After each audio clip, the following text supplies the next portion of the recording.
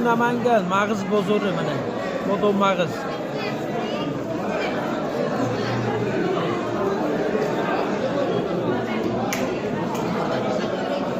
Senden mi? Hiçbir?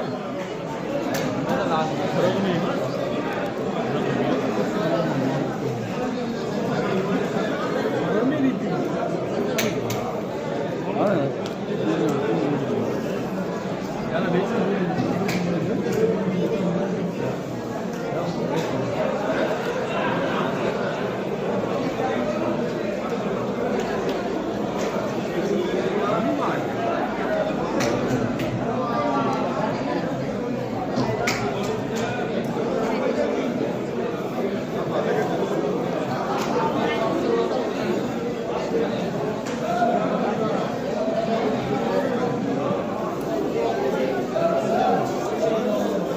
Hayır bu baba böyle yaptın mı ağız?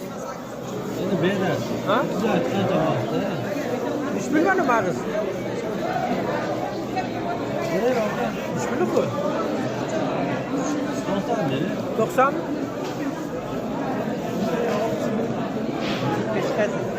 Ya bu kişi ne olma yapan? Bunun için bunu kılam. Ya nereye? Ya şuna 90 bin? Ulan ayıkından öyle ne yapıyor?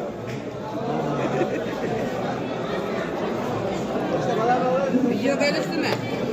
Çıkmaz, mağız çıkadı mağız. Hiçbir mi? Evet. Hiçbir baba kıldı. Başından boru ödeyiş. Kaçın hiçbir pülü? 85 baha buldu. 85 baba böptü bana mağız. Yok bulmaz bu 85'e veriledi o mağazı. Başka mı? Bitti 85. Ha, hamısı 85 böptü. 85 veririm hatta hamısı. Balıklarına fırsatında onlar kılacak. Bana korsatayım. Bana hamısını Bütçesini mi açtı bana hamısını. Bir tortar 85 oturup aldı. Bana mağız çorsu bozuldu.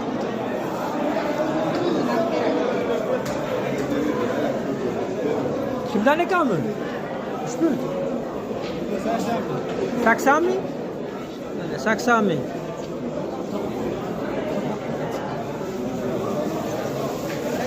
Evet.